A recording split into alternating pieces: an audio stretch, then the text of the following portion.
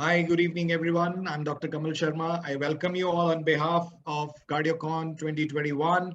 It's indeed a great pleasure that in the times of epidemic, how humanity has always evolved to beat and convert threats as an opportunity. So this technology is what has helped us connect.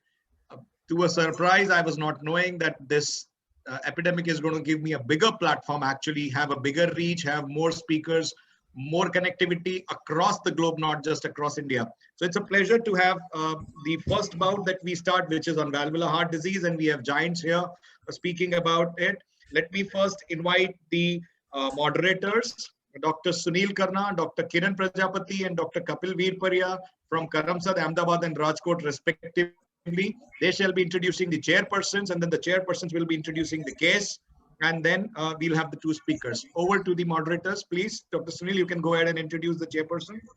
Just name them. You need to unmute, Dr. Sunil. Yes, please. Good evening, everybody. So now we'll be into the conference, and I am introducing the three chairpersons now. The three chairpersons for this session is Dr. Tushar Shah from Ahmedabad, Dr. Sunil Thanvi, and Dr. Manik Chopra, all from Ahmedabad. Now, without wasting our time, let's go direct into the debate.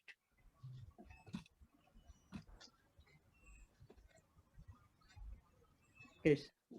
So this is of 65-year-old male who has exertional angina class 3 with mild COPD and controlled on oral medication. He is on occasional inhalers. He has normal coronaries, and left main coronary artery takeoff is 5 millimeter from the aortic valve. He has severe sclerodegenerative aortic stenosis with gradient of 88 by 52 millimeter of mercury on echo.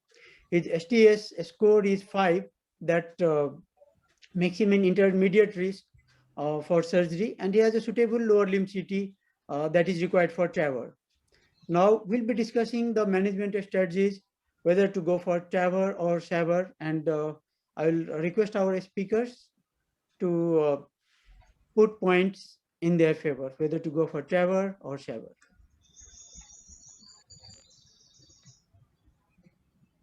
Next slide. So we have Dr. Rahul Chaparia, who is interventional cardiologist at Jaslok, special training and interest in TAVR, and is speaking in lieu of Dr. Ashwin Mehta because of unavoidable health reasons. He could not attend today. Over to you, Dr. Rahul Chaparia. You can share your screen.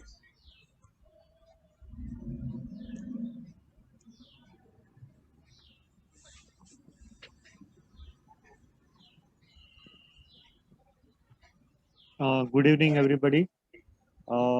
I'm Dr. Rahul Chabria.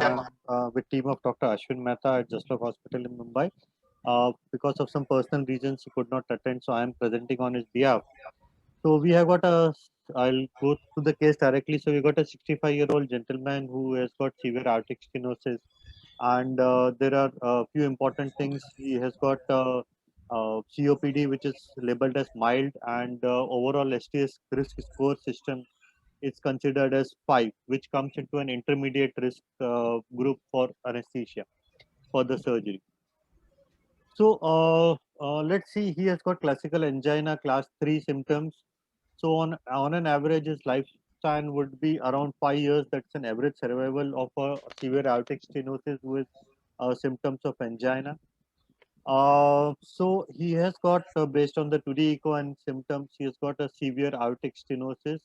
So he will be labeled. So he definitely needs an AVR, because the indications of AVR are patients with severe or very severe aortic stenosis, with or without symptoms, or with or without LV dysfunction. So our patient has got a gradient of 88 by 52 and he is class 3 in symptoms. So there is no doubt that we need an aortic wall replacement. Now the next question is that what choice we do. But before that, we need to understand one thing: whatever data we are discussing is the data from the West. In India, the average life expectancy is around 68 years, and what is young in the West is not the same in India. So we need to understand that the data which we are seeing, when we extrapolate into the Indian subcontinent, the data has to be studied properly.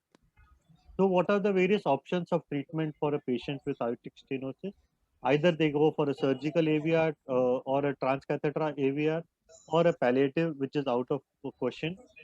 Definitely before we start anything, we need to do a heart team approach. That is the standard recommendation. So at the end of the session, I think we all need to take a joint decision. But what are the various factors which favor surgical AVR? And let's have a look at it.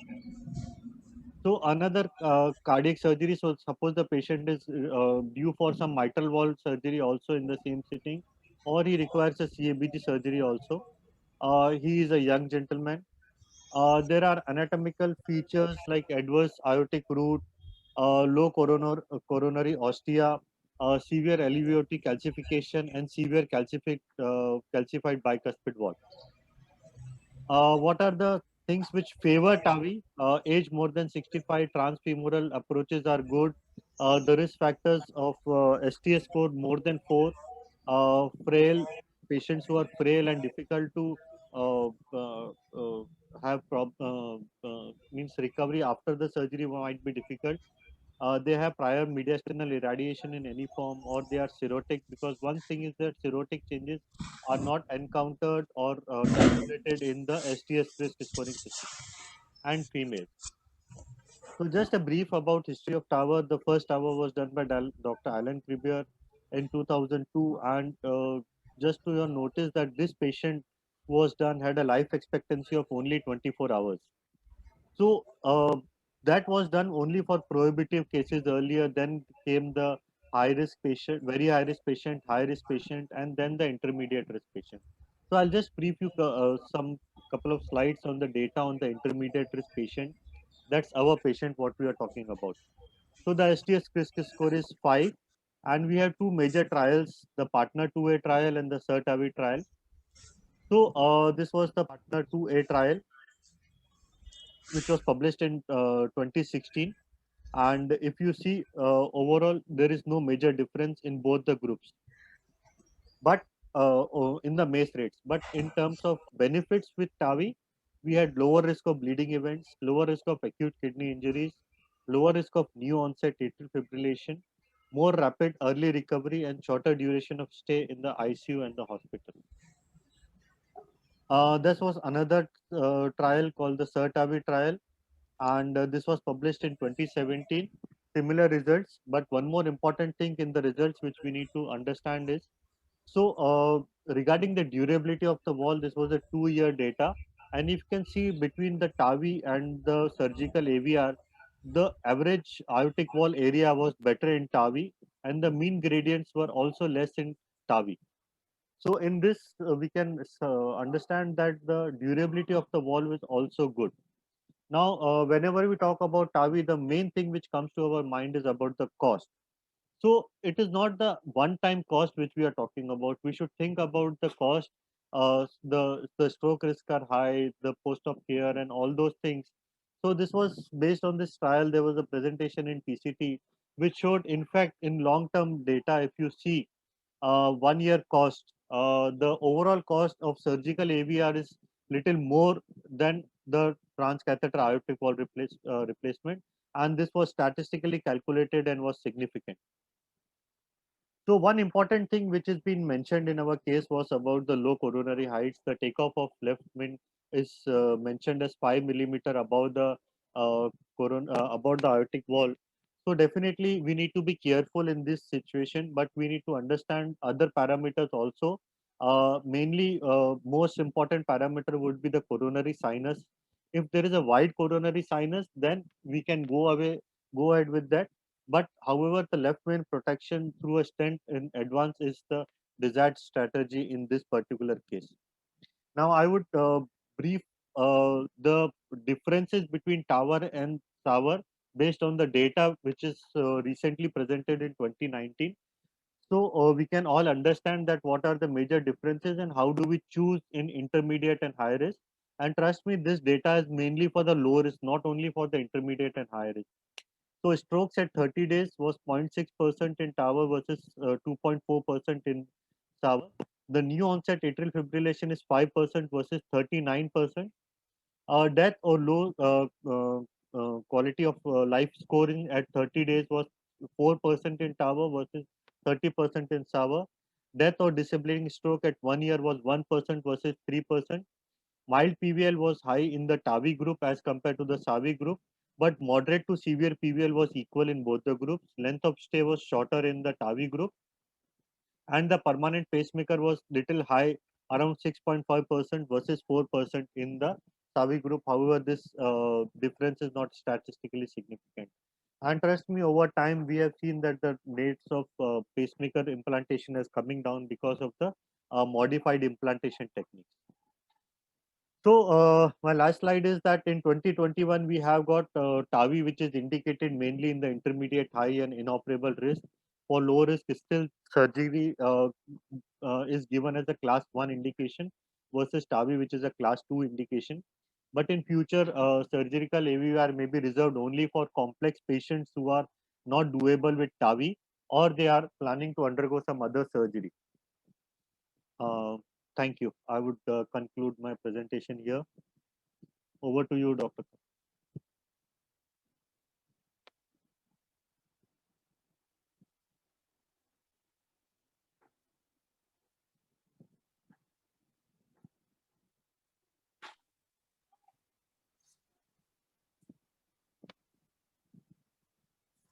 Dr. Sudhir can start his presentation. Dr. Sudhir, you are on mute. Can you unmute yourself?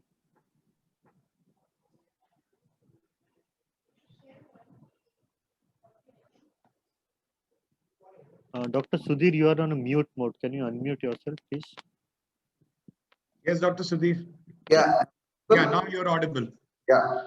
So trouble is that I could not get hold of my presentation, but if Dr. Kamal allows me, so I can talk about my presentation orally, if that is all right. Is that okay? That's okay. Please go ahead. Yeah.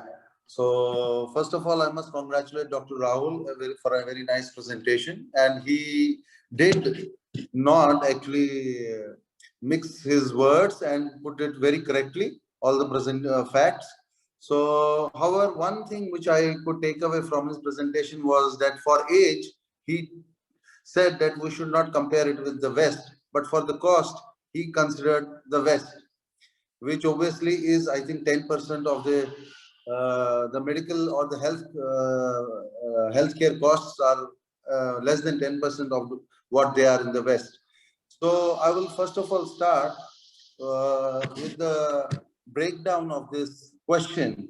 So if we see, there are three things which have been given in this question actually. So for this patient, one is age, another is the LMCA takeoff, and third one is the intermediate risk, and besides other general things which are associated with SAVR and TAVR. Although FDA has definitely approved TAVI use in even low risk patients, but what I think as a surgeon, that we should not wipe off SAVR, which has served us for last 50 years and is gold standard, to which a TAVR is considered, although the world is going minimally invasive. So now in this patient, first of all, let's see the age. He's young, 65-year-old, although Dr. Rahul did say that mean age or life expectancy is 68, I think, in India, but I think it is wrong. Latest census speaks of 76 years. But I may be wrong, but I think it is 76 years. So considering that we have an average age of 76 years, and this gentleman is young, healthy, besides having mild COPD, I think at least he should live at least more than 10 years of healthy life. So if he has a life which is more than 10 years, and we don't have given the absence of long-term durability data of the TAVR valve, which is at best 5 years at the moment. So rules out TAVR at the moment, favors TAVR. Now, another point is LMCA takeoff, which is only 5 mm. Current recommendations state at least 12 millimeters of height, coronary ostial height. Although I am aware there are a couple of procedures which can be done in high-risk patients, where you cut down the leaflet or you jail and put a stent in coronary ostia. Even we have done for one patient who was 84-year-old. but he is young and healthy, and we can give him a good alternative valve, a gold standard procedure with a very, I would not say low risk, but an intermediate risk, obviously on the lower end of the risk band, 5%. So again, I would say LMCA takeoff favors 7.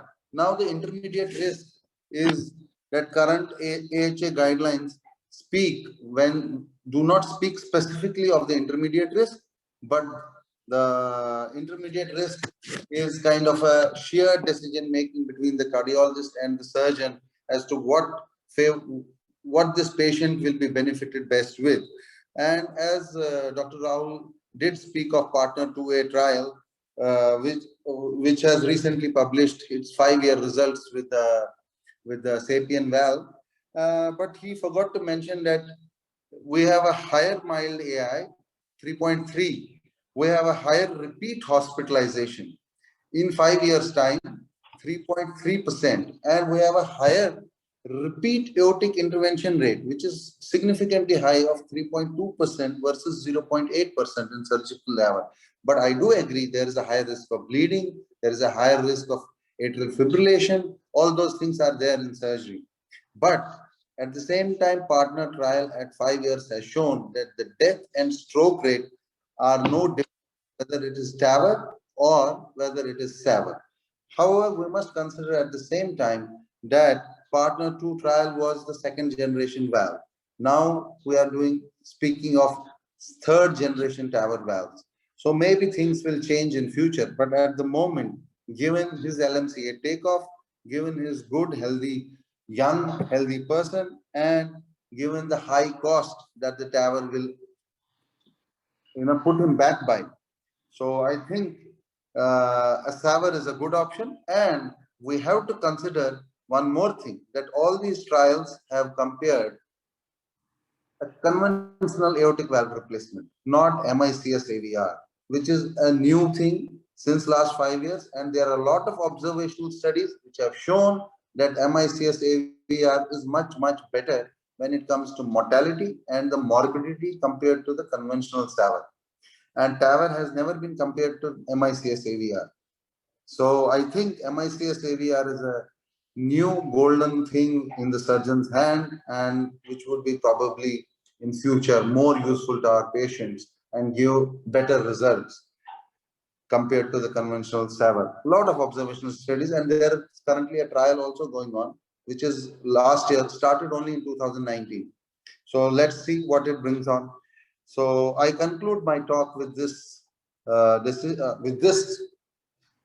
thing in my mind, that this patient should be offered SAVR rather than TAVR. Thank you. So the very nice points put up by Dr. Sudhir. He has given a tough fight to Dr. Rahul. So Dr. Rahul, you want to say a 1 minute or two against this? Any points you have?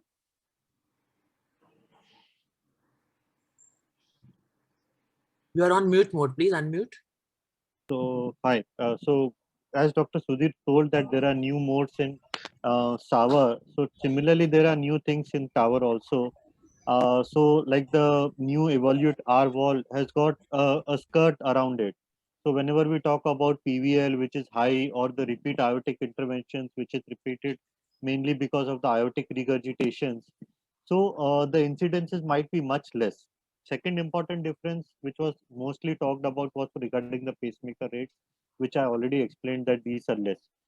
And third important thing, that this patient needs only aortic wall replacement, his coronaries are good. So we are talking about only isolated. So whether for one procedure, whether you want to go ahead and do a open heart surgery, or you want to do a minimally invasive procedure with maybe a marginally high risk of pacemaker, I agree to that. As of today, we are little on the higher side, but statistically it doesn't differ. But in future, it might be equal to that. So as of today, I think TAVR is a good option. Initially, we feel the cost is little high, but as the new walls are coming, we are seeing the costs are coming down, and definitely in near future we will be touching the immediate cost. I told you about the 1 year cost, which doesn't matter, which doesn't differ in the things. So cost wise, it is good. Durability wise, yes, Dr. Sudhir correctly pointed out that we have got 5 years data, but 5 years data in that superiority is for TAVI as compared to SAVR. So durability is there, safety is there, cost effectiveness is also there if you really calculate the long-term data on that. So I don't feel anything that is against the use of TAVI, but yes, in this particular case, we need to be careful regarding the left main thing. And as I told you, we have got methods with which we can prevent it and go ahead and do it the TAVI.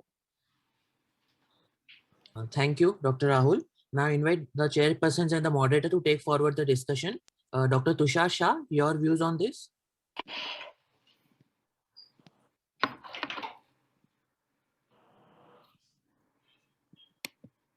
See, it is now foregone conclusion that TAVI is going to be here. So surgeons have to face it. And how do we face it? First of all, it is a good procedure, but in a very selected patients.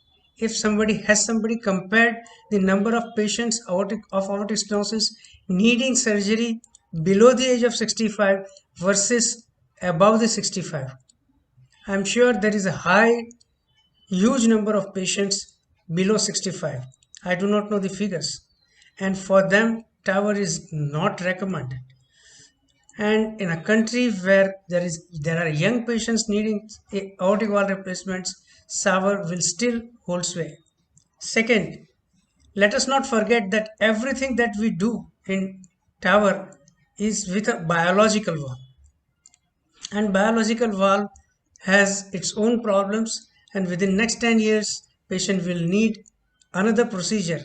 You might always argue that, well, we can do TAVR and TAVR, but that's more often said than done because of limitations of putting a new valve in an old valve which is probably degenerated, which is probably smaller valve for a given patient. Third thing is, though Dr. Rahul says that the need for pacemaker is slightly higher in TAVR, but let us remember that pacemaker implantation is itself a disease. They have lingering problems of battery, wires, and multiple other issues. So if till the need for pacemaker comes down drastically, we should accept TAVR with a pinch of salt. And thirdly, for bicuspid aortic valve, still probably the data is not enough to recommend TAVR, though they have started doing it. All in all, I have a feeling that it is a good procedure when surgeons fail to help in a very sick patient with shock, patient with multiple other issues where surgery becomes comorbidity, surgery becomes prohibitive. This will be a good procedure. But electively in a patient with 65 years of age, I still would feel SAVR with a good procedure. Thank you so much. Dr. Kapil Virparia, would you like to add something, sir? Yes. Am I audible? Yes, you are audible. Yes. He's a intermediate risk candidate.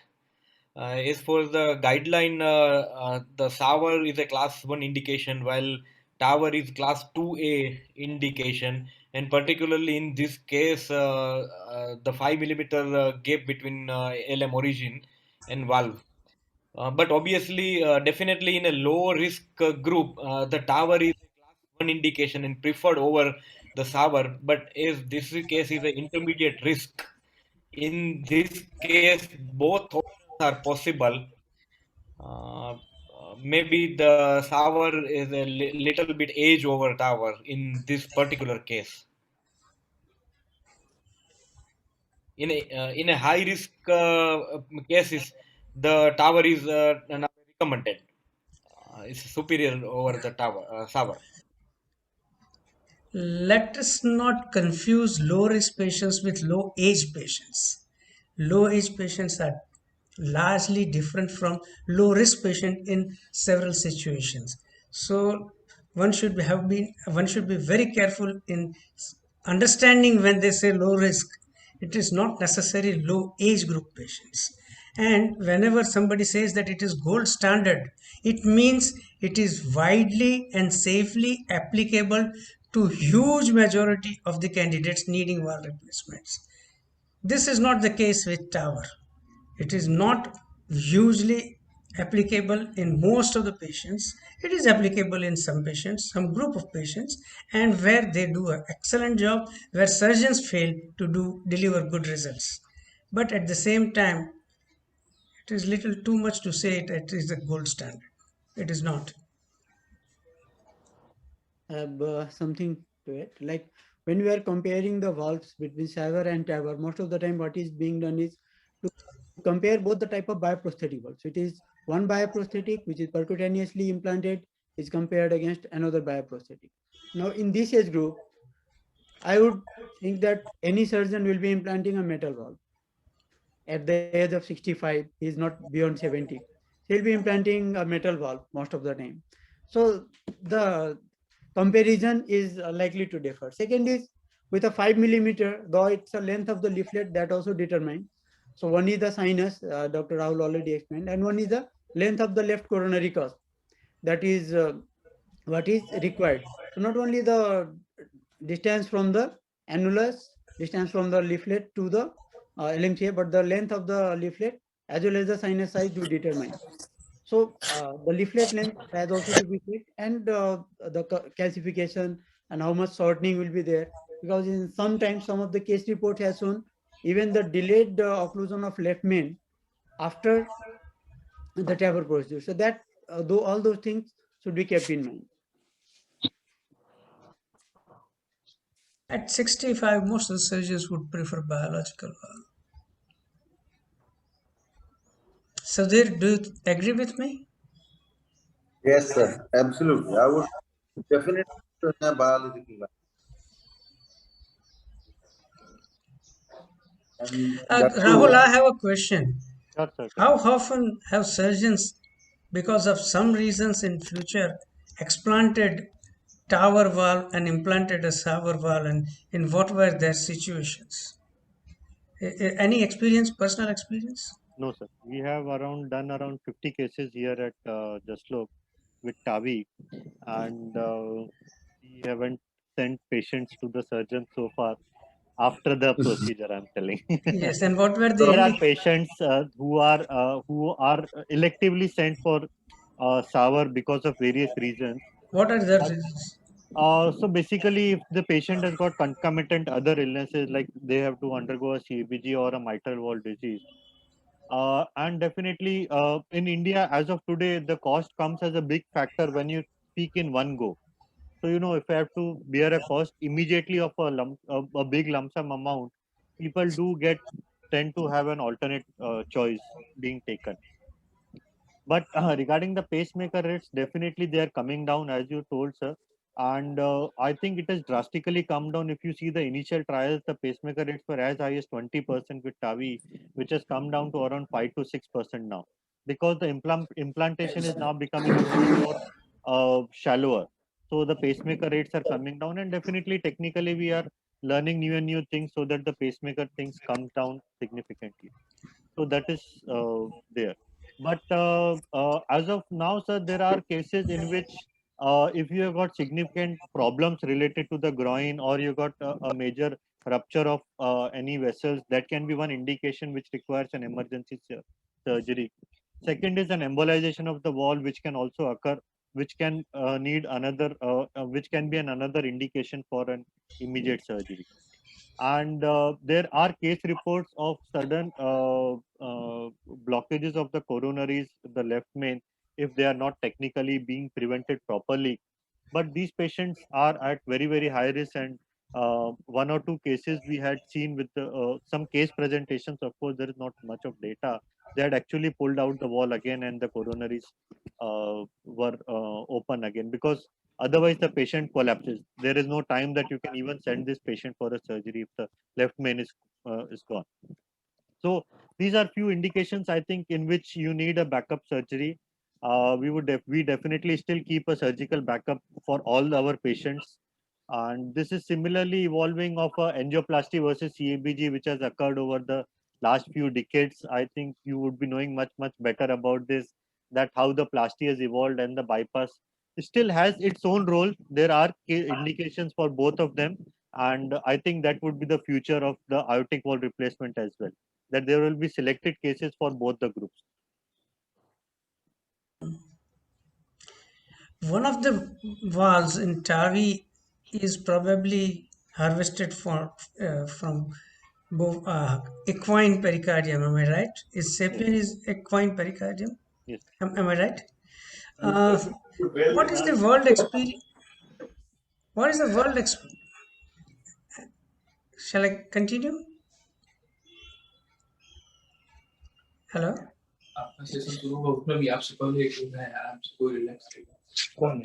The discussion time is over. So if we can conclude the session.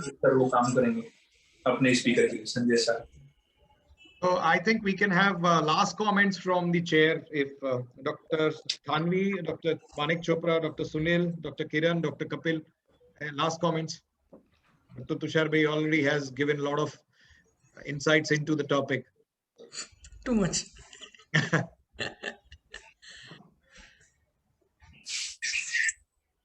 If there are no comments, let me continue with my last comment. Yes, last comments, please. Yes, yes, sir. I don't think equine pericardium has ever been studied in detail in clinical trials. We have bovine valves, we have other pig pericardial valves, and etc. But equine, I don't think so. Equine has never been studied. So how can you put a equine valve, biological valve, which is not studied in vivo at all? Are there any studies, long-term studies? Because with bovine pericardium, we have studies of 20 years, 25 years. But with equine valve, it's a new thing. Nobody has ever heard of equine pericardium. Please go ahead, Dr. Rahul. I will check on it, but there are studies on both the things, that is for sure. And they're experimental and animal. They're not human. In clinical practice also, both the valves are being studied. Now we are way beyond, I think, that discussion that we have got both the things, valves, which are there in the market for more than 10 years. And both the SAPIEN and the core valves have been used and evaluated. And there are various valves which are coming in future with more and more better technologies. But yeah, regarding the material of the pericardium, I will get back to you, but I don't think that there is any doubt regarding that. Well, there is a doubt because we don't read any literature on equine pericardium. Thank you. I think surgeons and a cardiologist probably will never agree on, completely agree on everything. And it's good in a sense because that always, is the check and drain mechanism. So that's good. We have limas and drug-eluting stents. We'll have towers and sours. We'll always agree on to some and we'll disagree on the others.